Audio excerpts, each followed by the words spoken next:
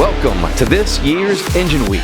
It's time to learn all about engines in aviation.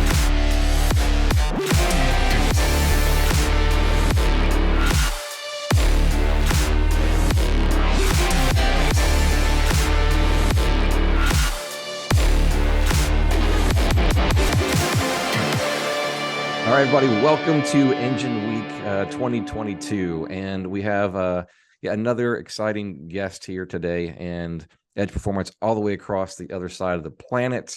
Thomas, introduce yourself. Hey, Brian. Thanks for having us. My name is Thomas Hoklin. I'm the CEO and owner and founder of Edge Performance up in Norway. We are a rather small company specialized in, well, you can say modernizing, I like to say, of aircraft engines.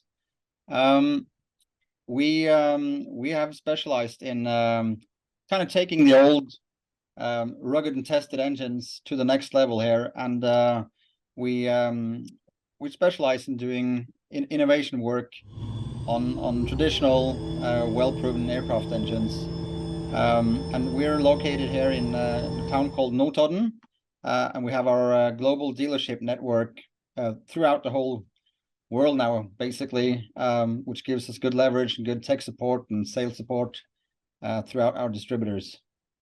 Nice. Yeah, it's really good to have other people working for you that aren't necessarily working for you, right? Yeah, exactly. You know, doing a global business, you have to have people to support and people to support and brand and your products out there. Otherwise, you're not going to succeed doing business across the Atlantic Ocean and yeah, the other side of the world, I guess. And not to go too deep into this, because we did another video about 2 years ago, Engine Week, and I will reference that. If you want to go watch that video from the previous, was 2 years ago, Thomas really dove deep into his background. But just, you've been doing this now for roughly like, what, 10, 15 years as Edge Performance? Yeah, since 2006. Okay, a long time. So what are you currently offering, just for clarity for everybody? Which model of engines do you actually work on or sell or resell or recondition? Yeah, so we pretty much do the full spectrum here. So we do everything from sale of factory original Rotax engines. We obviously do our own line of Edge Performance engines, which are mostly based on the Rotax 912, 914, and now also the 915 series engines. We do some work on the Yamaha four-cylinder Apex engines. And we're also now in the development phase of doing the three-cylinder Yamaha Apex conversion. So yeah, that's kind of the line of engines we work on. Very nice. So you are working directly with Teal on this three-cylinder project. He's flying around our country now. Yeah. So Teal from Skytrax, he's manufacturing and designing all of the propeller speed reduction units that we incorporate to our Edge Performance lines of engines. So we're not doing any specific cooperation with Teal in terms of the three-cylinder Yamaha development, but we are utilizing his already designed and built gearboxes. You already have some platforms, some airframes in mind of what that may go into over there? Yeah, I do. So I'm currently building a Northern Cub, kind of a cool stall plane, which has big potential, I think, and for the time being, we have an Apex 300 Ti installed in it, which is based on the Yamaha Apex, and we'll see. Maybe we'll get the three-cylinder into that eventually when we have a ready developed engine platform. Yeah, I'm watching that one very closely as well. There's a couple different airframes I have in mind. I think that'll be suited for very well, both in the turbo and then NA, normally aspirated, which I know is literally almost half the horsepower, but it's in a weight range that will fit a lot of very light aircraft. And it's absolutely, it'd be simple to have an NA version of it. Well, explain to everybody the big news that's happened this past year, which is your facility, your move from where you started out in business to where you are today. It's a beautiful airport. You've shared some photos of it before, nestled into a valley next to a lake and all this stuff. So you really have a little slice of heaven over there in Norway that you work from. But explain how that came to be, what's in your facility and that kind of stuff. Yeah. So without going too deep into it, we like many other businesses, we started off home in our garage. we had a triple garage with a overhead compartment where we had our stock inventory. We worked there for a couple of years and grew out. And we got to the point where we, it was either just keep it on the low end, or if you wanted to try and expand and grow, we would need a new facility. So long story short, we started building our new facility here in November 2020 in the town of Notodden. And May of 2021, we moved into the new facility. And like you said, now we're based on an airport now, which gives us a whole lot of different set of opportunities in terms of bringing in airplanes for service, maintenance, upgrades, conversions. And we have customers flying in from all across Europe. And it's really nice. Not very busy airport. We have our own seaplane base here, so we can get in planes on floats. We have a seaplane ramp, so we can get amphibious planes in. Just a perfect location for us. And not being a very crowded airport, we're able to do a lot of our test flying and R&D stuff here without being interrupted with a lot of busy traffic, basically. So you could start your own Airbnb right there at the airport and have people stay overnight there in a Oh yeah, pretty much. So there's like a camping facility here where you can rent a hut, or you can put up a tent, or and there's hotels obviously nearby. So great facilities for customers coming in from abroad or from a distance. Yeah. Okay. So obviously you're doing everything there. What is some of the day-to-day activities there, other than you're obviously full throttle on overhauling and building engines up? But as you can see, your hangar is pretty well stacked up. So you're doing engine swaps there, or like just go through like the day or the week there? Yeah. So I mean, we obviously we offer pretty much all services for ultralights or light sports and experimentals, and also some certified planes. So we do line maintenance, we do heavy maintenance. We do 5 years inspections. We do annual inspections. We will do Garmin upgrades, avionics works. We do propeller work. We do BRS repackaging. We do some job for the insurance companies whenever there's an accident or some damage to an airplane. We would get them in, and we would do composites, fabrics, sheet metal work. So we're pretty much a one-stop shop here, who offers the majority of the services required for the light sport or experimental pilots. Awesome. Now, one of the things that I see you share a lot on social media, on your page there and through other videos, is your dyno testing, right? Yeah. And I think that's really interesting to me and a lot of people that you share that. So we're seeing real world numbers of what these engines can produce, not just a brochure, if you will. Yeah. So let's go into that for a minute. What brand or product of an engine dyno do you use, or did you build? Yeah. So we when we were doing the planning, we were in the planning stage of building this new facility. Obviously, we were at the point where if we want to gain some momentum and trust in the market, we need to be able to test engines repeatedly, and we need to be able to kind of find the Achilles, find the weak spots, and make sure that we can do all tests in a controlled environment in-house before we send anything out. And obviously we use the dyno as our final step in quality assurance. So no engine gets built from us and shipped out without being thoroughly broken in and tested on the dyno. The dyno itself, it's a Superflow PowerMark dyno. It's designed and manufactured in the USA.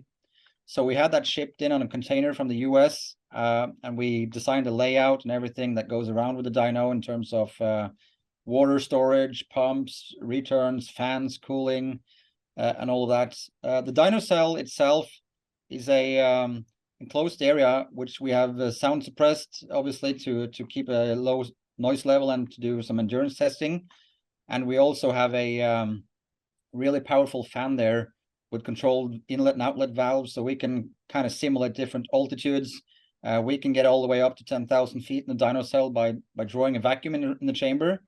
We're not able to get anything anywhere higher, obviously, because that's that's a big deal. If you want to really pull a high vacuum in a big room, then you might start sucking the walls in beyond that, huh? Exactly. Yeah. So we kind of set a limit. 10,000 is typically where the most GA people will go up to. Some obviously higher, but gives us good reference point to where we can kind of dial things in up to there. And obviously we do a lot of flight testing ourselves and with or beta test with customers. That is really interesting. That you don't think of that kind of testing and be able to manipulate your environment like that. So you have the capability to do that. We should do a video on that specifically. I think that would be really interesting to showcase. Oh yeah, I'd love to take you through that. So the dyno itself, it's capable of running anything from basically a lawnmower engine up to a 3,500 horsepower V12 Merlin engine. We can run automotive, marine, aircraft engines, snowmobiles, you name it. It's a universal dyno platform. We can custom tailor adapters and so on to fit on. So let me ask you this: can you Yeah. run it forwards and backwards depending on the gearbox configuration? Yeah, both directions. Both directions. Interesting. Okay. Yeah, we can run both directions and all the way up to 16,500 RPMs of shaft RPM. Okay. Walk us through what it's like to set up an engine and prepare it for the dyno and then the teardown. What does that look like? We are partnering with great companies like Dynon Avionics at dynon.com, Airtech Coatings at airtechcoatings.com, Clemens Insurance at clemensinsurance.net, The Aviators Clinic at aviatorsclinic.com, Foxtrot 95, Calhoun County Airport at flyfoxtrot95.com. Take a moment to go visit their websites at the links found below in the description of this video. And visit our website at experimentalaircraftchannel.com for events, our video library arranged in easy-to-find playlists on specific topics, affiliate products, aviation merchandise, and so much more.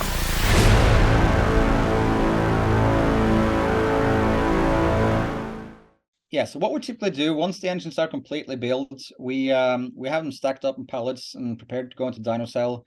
Once we bring them into the dyno cell and we put them on these prefabricated test carts, the docking carts, if you will, that we have made up for the specific engines that we do, we get them bolted down. We plug up the wiring harness, the fuel lines, the coolant lines if it's liquid cooled engine, and we hook up our own exhaust system, all the sensors and probes, basically, which monitors.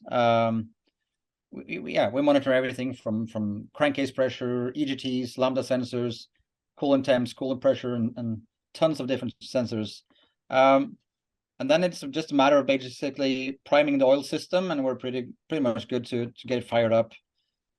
Each engine runs for typically 2 hours. So we have a braking cycle that we do, which is fully automated. We have a pre-configured braking program for the different engines, and then we obviously do some power runs to see that our numbers are where they need to be. And then the engine cools down after the dyno session. We drain all the fluids. We pull it off the dyno cart, and then we reinsert all of the factory sensors and fittings and bungs and get those all plugged. And then it's pretty much ready for crating and shipping. Okay. Yeah. So when you're done testing, obviously you do the connections in reverse of disconnecting it. But after the engine comes off of the dyno, do you do any like anti-corrosion protection, being this usually ships probably over water, or how do you handle that stuff? Yeah, so we run the engines with a oil which has anti-corrosion additives in it. So when the engine ships from us, they're already preserved or pickled with a suitable oil for that. So we don't reuse the regular oil that you would use in the aircraft when we do the dyno testing, because we are both dyno testing and doing a break-in procedure. So we're running a break-in or a mineral oil for that purpose. Okay. You're doing enough of this now. Do you have somebody pretty much designated to set up, tear down, and test for you, or is this still you doing all the hats? Yeah, I guess the dyno is still my baby up here. So okay, we have workers that most of the time they prepare the engines for dyno run and they tear them down and get them crated for us. So I kind of do the magic behind the controls and do all the engine runs and the monitoring myself. So yeah, I'm still doing that, and that's something I really enjoy doing, because every hour you spend on a dyno, you learn something new. It's an excellent tool to learn engines. Get direct feedback from any changes you do in terms of ignition timing, boost, and obviously mechanical tweaks you do to the engine. So yeah, it's a great tool, not just for quality assurance, but as an engine developer and innovator, there's no better tool to kind of learn engines. It's where you really get to be your own mad scientist playing with this stuff. Pretty much, yeah. Yeah. And you obviously have the option to overlay graphs. So, from one run to another, you would overlay the graphs, and then you can compare, what did I gain or did I lose any? What did the changes I made now on this run compared to the last run making changes in terms of fuel flow, power, torque, and so on. So yeah, really, really a cool tool. So you've been doing this for a long time, like you mentioned 2006-ish, and I remember seeing videos that are now 10, 12 years old with you had a platform of a Sonics that you actually had a Rotax installed Correct. in a long time ago, right? Sold Yeah, that airplane yeah. off a long time ago. Sure. What are some of the fixes and or upgrades that you have seen over the years or done that you're like, yeah, the factory did this and it was cool, but they could have done a little bit better here. And let's talk Rotax specifically for a minute, and then Yep. Yamaha. Sure. So number one issue that I see with any 912 UL, ULS, or 914 engine is obviously the intake manifold design. The way the shape and layout of this intake manifolds it comes from Rotax. You're going to suffer from one cylinder on the same bank being a bit lean and the other one being on the rich side. This becomes obvious when we, break or tear down, create new engines. They've just spent 30 minutes to an hour running on a test stand at a Rotax facility, and already you can see that the forward pistons, they're just perfectly clean, and then the rear pistons and heads, they're all covered in black carbon deposits. So obviously that's one thing that kind of it affects the performance of the engine, because one or two engines and two cylinders is running a bit lean, and you're compensating that with the two rear cylinders running a bit rich. So you're not optimizing your air fuel ratio on each cylinder. And then the other downside is that causes an imbalance in the engine, because you have two lean cylinders and you have two rich cylinders. They're not making the same amount of power per cylinder. So that's kind of the in addition, obviously, to the carburetors and the headache with maintenance and challenges you have with running carburetors. Well, I was going Especially to now ask you that. So specifically, to add clarity to everybody here, are you talking on both carburation and fuel injection, or just the carbureted side No, of so things? that would be the carbureted engines Okay. exclusively. For the IS engines that Rotax launched, the fuel injected engines, they obviously redesigned their intake manifolds, being more symmetrical now. And obviously, by running fuel injection with closed loop EGT, the ECU is able to trim out any imbalance in airflow to kind of get the air fuel ratio optimized per cylinder. So yeah, I have nothing bad to say about the IS engines. They're great engines, great platforms, great performance, great reliability. Obviously, the biggest problem that we see maintaining these engines is that they have some connectors and terminals that can have some wobble in them, which will trigger caution lights, warning lights, lane lights, and it's a delicate system. But obviously, having the redundancy kind of keeps you in flight still. But it's a delicate system, which is very sensitive to any bad connections or wobbly connectors and stuff. So that's kind of the downfall of it. But having a fully redundant system, like I said, it keeps you up in the air. So what are some of the things that you have done to either make it more efficient or obviously more powerful engine other than your intake manifold design? Yeah, so for the engines, for what they are, the core engines, they're just super good and super reliable if you treat them right and run them right.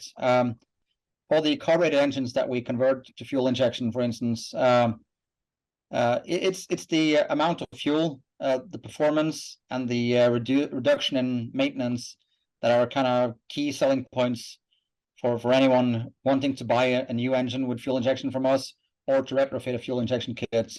That's kind of the main selling points. And obviously, we have the benefits of no risk of icing. We don't have to struggle or worry about vapor lock, running ethanol, MoGas. So that's kind of the key improvements that we did. So we have a reduction in fuel consumption, which is substantial. and we are able to make a bit more power and torque. So it's kind of a win-win, and we could shave off some weight as well. So you're kind of gaining in all areas here. So is this mostly after the bolt-on things like the intake manifold and your injectors and whatever else that you bolt onto this to do that?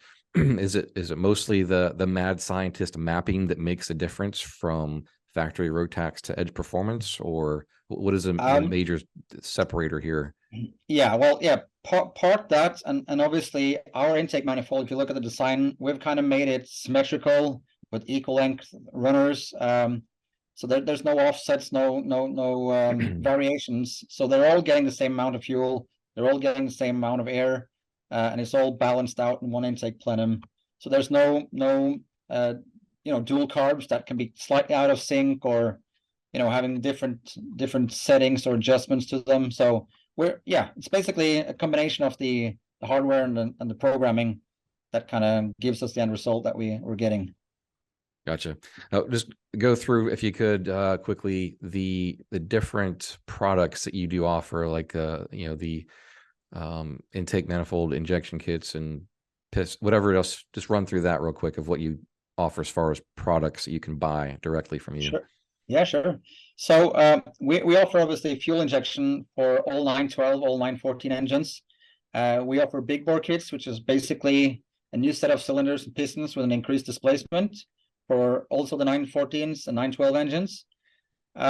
We do turbo kits. Well, I should say we don't do turbo kits. We offer turbo engines because like a couple of other competitors that offer turbo kits as a retrofit kit, we've decided to not do that because it has its own set of complications if not done correctly. So we offer the complete turbo engines. So that's kind of the key products that we develop. It's fuel injection big bore or complete turbo engines, or even fuel injected engines, if you will. And then we're obviously doing some work here with the Yamahas, and now we're starting to work on the 915 IS platform as well.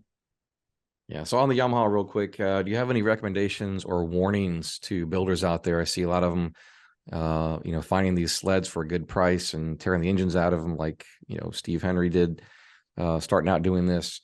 But yeah, is there a concern of whether it's 2 years old or 10 years old, of not actually tearing it down and checking all tolerances and then putting it back together before putting in an aircraft?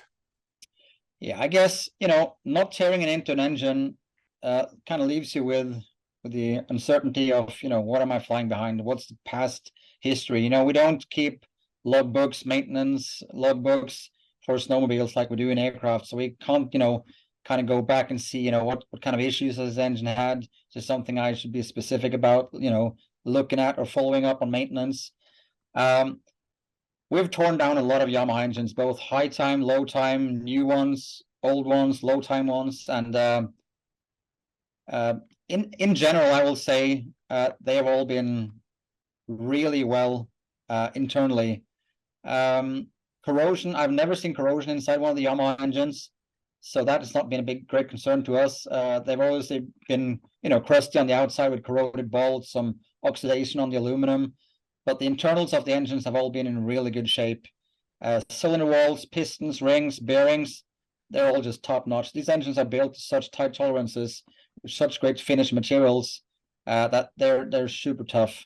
So that was gonna be my next question is if, like, obviously you have tornadoes that you've seen, and for the most part check some, that they are looking pretty decent. Is there anything that these guys could do without tearing down the engine to verify some things? And something I thought of just recently, like for an engine that's been sitting for a while, you'd be more concerned on the cylinder walls than anything else, because like on the crankshaft bearings and connecting rods, they're riding, I mean, they're on metal. They're not metal to metal. They're metal to oil to metal, right? So they're kind of sealing themselves from the atmosphere, if you will. The other areas that are just open metal aren't. So a crank and the rods should be pretty good regardless.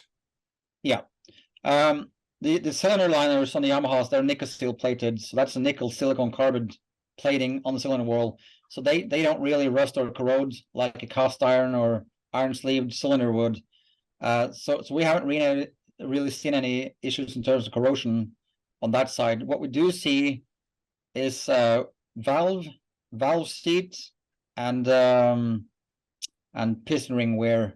That's kind of the three main things to worry about. So my recommendation would be to even before pulling the engine out of the sled, get it up to operating temp, do a leak down test, and that will tell you if you have blow by on the piston rings or if you have some leaking valves. And if you're not dismantling and snowmobile by yourself, then make sure that whoever's taking these sleds apart and you're buying them from do a proper leak down test and give you a report on that, because that will give you a lot of good, valuable information in terms of the engine condition. Good. Okay, well, we got just a few more minutes here to jump off. What are some of the projects that you're working on there now? I know that there's an airplane right behind your shoulder there that you've been working on. And then what are some of the goals for Edge Performance for the future? Right. So the current project that I'm dedicating most of my time to right now is an engine that we call the EP917 Ti. That's a brand new engine conversion that we've put together. It's based off the Rotax 915 IS. So it's a new platform for us. As far as I know, there's no one else who's done any modifications to these engines yet. So we've kind of seen a trend, especially for the fast planes and obviously the stall planes, where people they simply want more power. And then power comes at a cost. So having the 915 as a more rigid platform than the 912 that we've currently been building on gives us the opportunity to make some more power and make it reliably. So that's my main dedication now currently. And then obviously we're like I said in introduction, we're doing some work now on the 3-cylinder Yamaha. We have it pretty much figured out now in SolidWorks and 3D. So now it's about, once we finish the 917 project, we're going to continue on the 3-cylinder Yamaha and get that up to pace again. Okay, awesome. What talk to us about the airplane over your shoulder there? Yeah, so we acquired a Slin Aviation Norden year and a half ago or so, and it was intended to be a test platform for the Yamaha Apex. But like everything else, there's always hurdles on the way and other projects interfering. So unfortunately, I haven't got it up flying yet. It's getting close now, and my goal is to shame on you. Yeah, I know. So yeah, the goal here is to have it up and running by the spring next year. So we have the airframe all sorted. We have the interior, we have the controls, we have the engine and firewall forward pretty much figured out. So we're dealing with the avionics and electronics now, kind of finish it up. So it'll be a super interesting plane to test fly and kind of see what kind of performance we can get, because it's a capable plane. It should ideally at some altitude cruise at 120 knots with the full metal wing and the flaps and slats all retracted. And we're expecting to see a stall speed down towards low 20 miles an hour. So very interesting to see how it will perform with the Yamaha engine. Yeah, for sure. Well, that'll give you some good variety of flying, because I see mostly what you're posting on social is with you flying in airplanes that go upside down instead of landing short and stuff. No, it's been a period now of doing a lot of aerobatics competition, RVs, extras. So we've had a lot of fun with those, but I'm kind of looking forward now to get back to the low and slow type of flying. Definitely, and some ski flying, some float flying. So yeah, it'll be super cool. Well, we look forward to those posts that you'll share. You do a very good job of sharing what you do over there, and we appreciate that. I appreciate that, at least being able to stay engaged what's going on all the way over in Norway. Well, tell everybody how to get in touch with you, to follow you and to get in touch with you on all that you do. Sure. So we're most active on Facebook and Instagram. So we have Edge Performance AS. AS is basically a limited liability company that you would have in the US. Where we have a YouTube channel. We should definitely be doing better there. So some future plans maybe of improving on that. And then it's www.edgeperformance.no for Norway. There you can find your contact form. You can find our contact information, and you can also hit the dealer map tab there. That will let you get in contact with our global dealer network. And do you have any plans to be at actual events in 2023, whether it's there or globally, they can see you in person or your products in person? Yeah, so currently we're scheduling for going to Aero in Friedrichshafen in Germany in April, and we hope to be able to go to Oshkosh. Whether or not we'll be there with the booth and all the logistics that comes with that, or if we'll just have some ambassador there with their own planes and engines, and then kind of just more mingle around there, has yet to be confirmed. But we definitely hope to be able to go to Oshkosh again. It's been a couple of years without going there, so we're really eager to get back.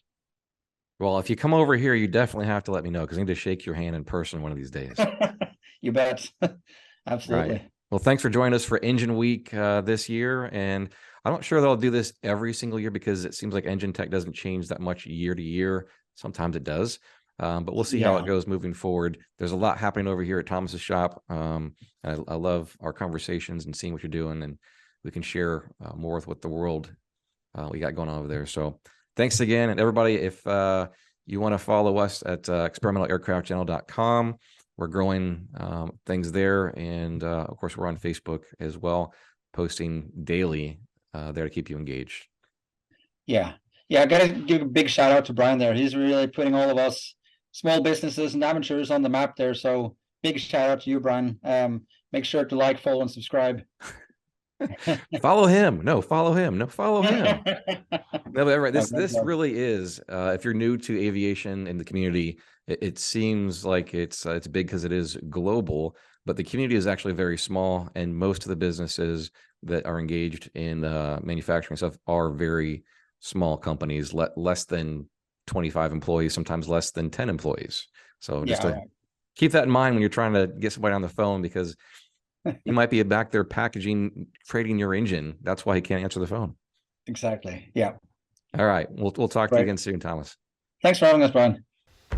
Thanks for watching today's episode of Engine Week. Tune in tomorrow for the next video in our series. And we invite you right now to like, subscribe, and hit that bell so you don't miss a single episode.